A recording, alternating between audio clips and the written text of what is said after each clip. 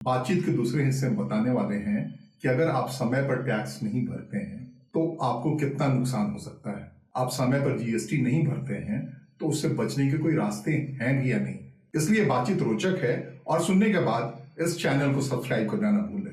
अब मुझे बताइए कि मैं अगर कोई बिजनेस चला रहा हूँ छोटा, अब मैं ही इसलिए संदर्भ बताऊँ क्योंकि मिसाल देना है मुझे।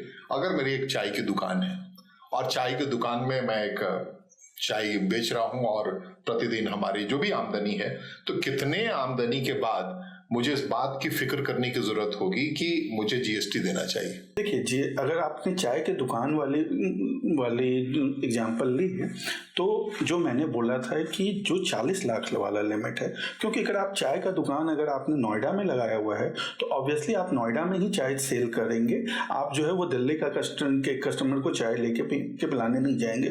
तो चूंकि नोएडा में है, वो सेम स्टेट में है, आपको 40 लाख तक जीएसटी रजिस्ट्रेशन लेने की कोई जरूरत नहीं है। आप 40 लाख को क्रॉस भी कर गए हैं, मान लीजिए कि आपका 50 लाख रुपए है, तो सरकार फिर कहती है आपके पास या तो आप नॉर्मल जीएसटी रजिस्ट्रेशन ले सकते हैं। नॉर्मल जीएसटी रजिस्ट्रेशन लेंगे तो आप जीएसटी लगाएंगे और इनपुट अगर है आपका कोई तो वो क्लेम कर सकते हैं। अदरवाइज आप कंपोजिशन स्कीम में भी जा सकते हैं। तो कंपोजिशन स्कीम में अलग अलग चीज़ों के लिए अलग अलग रेट है। नॉर्मल गुड्स के ट्रेड के लिए 1% है। अगर खाने पीने के रेस्टोरेंट सर्विस वगैरह जो है वहाँ 5% का रेट है, तो वहाँ पे उनको 5% दे के वो छोटा भी चाय दुकान है, आज की तारीख में अलर्ट किया जाता है कि आप रजिस्ट्रेशन ले लो, और रजिस्ट्रेशन लेने के बाद होता है जो 3 महीने का जो सिस्टम है, साइकिल है, उसमें गलती से आपने कोई अगर फाइल नहीं किया तो आपको फाइन भी लग जाता है भैया। इसका क्या है? देखिए, सरकार के पास डेटा पहुंचने के लिए सरकार ने रिटर्न्स का सिस्टम बनाया हुआ है, क्योंकि रिटर्न आप फाइल करेंगे तभी सरकार को पता चलेगा कि आपका क्या सेल परचेज है। तो अगर आप अगर समय पे रिटर्न नहीं फाइल कर रहे हैं तो आपका सेल परचेज सरकार को नहीं पता चलेगा। आप उस पर टैक्स नहीं दे रहे हैं या उस पर वो टैक्स पे आपने कितना इंटरेस्ट बनता है, ये सब चीज़ें सरकार को नहीं पता चलेगी। तो इसीलिए पहले चीज़ तो सरकार ने रिटर्न का कॉन्सेप्ट बनाया कि आप जीएसटीआर 1 फाइल करेंगे जो सेल से रिलेटेड है, जीएसटीआर 3 भी फाइल करेंगे जो कि आपके ओवरऑल लायबिलिटी से रिलेटेड है। तो पहला, और उसके माध्यम से आप टैक्स पे करते हैं। सरकार ने उनके लिए डेडलाइंस बनाया है। अगर डेडलाइंस जो बनाया है, अगर वहाँ फाइन का कॉन्सेप्ट सरकार नहीं रखेगी तो कोई भी व्यक्ति समय पे फिर रिटर्न फाइल करेगा ही नहीं। क्यों?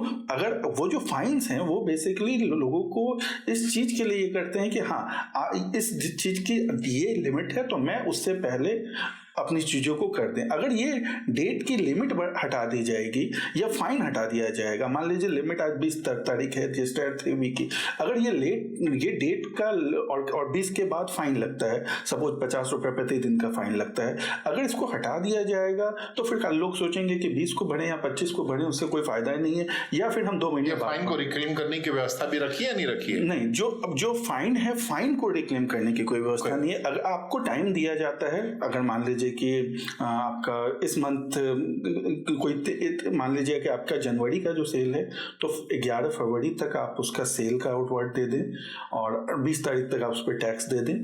तो और अगर वो नहीं करते हैं तो फाइन फिर वो भरने लगता है। लेकिन हाँ, कभी कभी ऐसी सिचुएशन आती है कि काफ़ी लोग जो 5-6 महीने तक किसी लोगों ने रिटर्न नहीं भरा तो उनकी पेनल्टी बहुत हो जाती है। तो जब से जीएसटी आया है, हर साल 2 साल पे सरकार एक ऐसा स्कीम लाती है जिसमें उन सब के जो पेनल्टी या इंटरेस्ट अमाउंट है उसको बहुत कम कर दिया जाता है। सब ये जिन व्यापारियों के लिए आप कह रहे हैं, बताने की कोशिश कर रहे हैं, हमारे व्यूअर हैं या नहीं पता नहीं, लेकिन इसको हम लोग जो कॉमन जो व्यक्ति हमारा जानते हैं कि जो कॉमन आदमी देखता है, तो उस कॉमन आदमी के समझ से शायद बाहर की बात हो, लेकिन एक ये भी सच्चाई है जिधर आपने इशारा किया कि ये जीएसटी मैनिपुलेशन का खेल है। बहुत सारा पैसा जमा हो जाता है और उसके बाद आप किसी न किसी तरीके से गवर्नमेंट से रिलीफ ले लेते हो और ये बड़ा होता है, कहते हैं 100 करोड़ 200 करोड़ तक का रिलीफ मिल जाया करता है। ये क्या है व्यवस्था और ये किस ढंग से दरवाजा खुला पड़ा है? देखिए, जीएसटी में अगर की बात करूं तो ये जो सरकार अभी जो भी रिलीफ दे रही है वो सिर्फ छोटे व्यापारियों को दे रही है।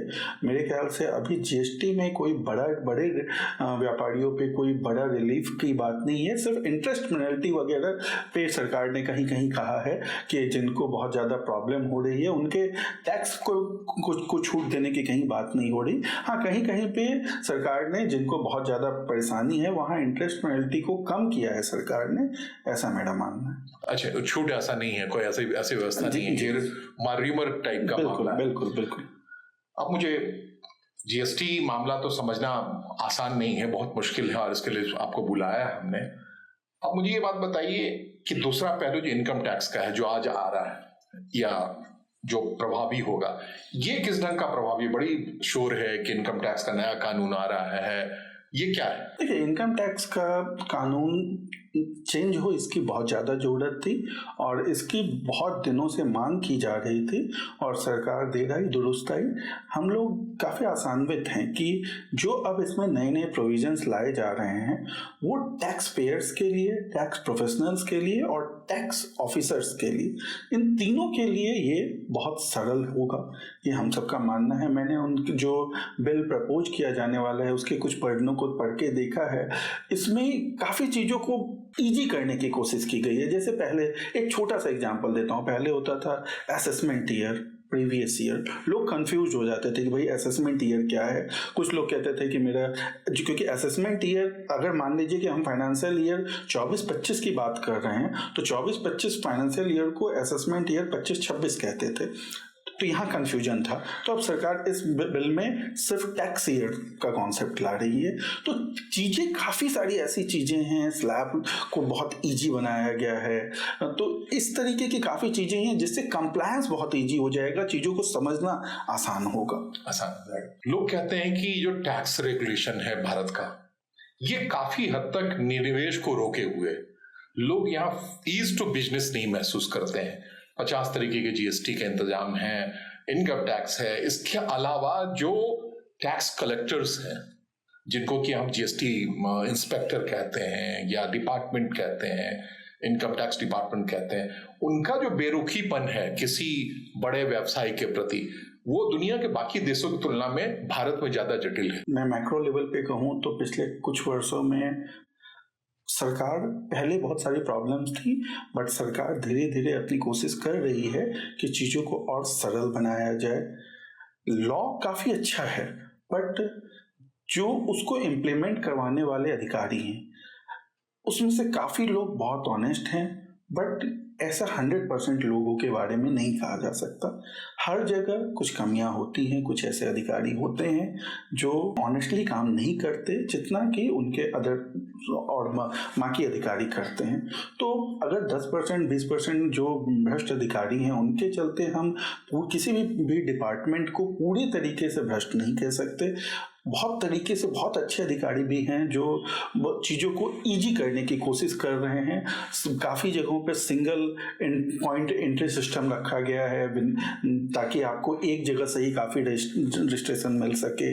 तो कोशिश सरकार के द्वारा की जा रही है। हाँ, लॉ बहुत अच्छे से ड्राफ्ट किया गया है बट उसको ज़्यादा और प्रभावी तरीके से इम्प्लीमेंट करने की जरूरत। बहुत सारी सरकारी व्यवस्थाओं से जुड़े पड़े हैं, इसलिए थोड़ी संभल के बोल रहे हैं ना कि मैं प्रैक्टिकली बात बता रहा हूँ कि हर चीज को मापने के लिए भारत एक मैरिज मार्केट है कि किस डिपार्टमेंट में काम करने वाले व्यक्ति, लड़के के लिए या लड़की के लिए अच्छा वर या वधू कहाँ से मिल रहा है।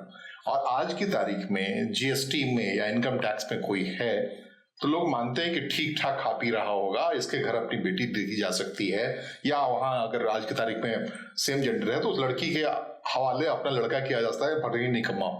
तो ये तो है परसेप्शन ना। बिल्कुल, ये एक परसेप्शन है और ये हर डिपार्टमेंट को इस चीज के बारे में पता है। इसीलिए मैं जीएसटी डिपार्टमेंट भी जाता रहता हूँ, वहाँ पे भी एक इनका इंटरनल विजिलेंस डिपार्टमेंट भी रहता है, इंटरनल ऑडिट डिपार्टमेंट भी रहता है।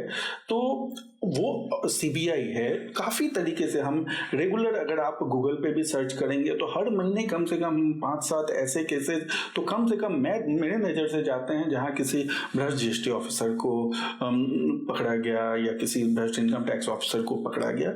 लेकिन मेरा बस ये कहना है कि अगर लाख में से 5 लोगों को पकड़ा गया तो आप, या लाख में से 100 लोगों को पकड़ा गया तो आप बाकी 99,000 जो हैं उन सब पे भी सवाल नहीं खड़ा। नहीं, सरकारी भाषा में आपको हम कह रहे हैं कि जो करप्शन का इंडेक्स है भारत का, उसमें काफी रिकॉर्ड बड़ा खराब है। और रिकॉर्ड खराब होने के पीछे यही सारे जो इंस्पेक्टर राज वाले जो डिपार्टमेंट्स हैं, ये कहीं ना कहीं कसूरवार हैं।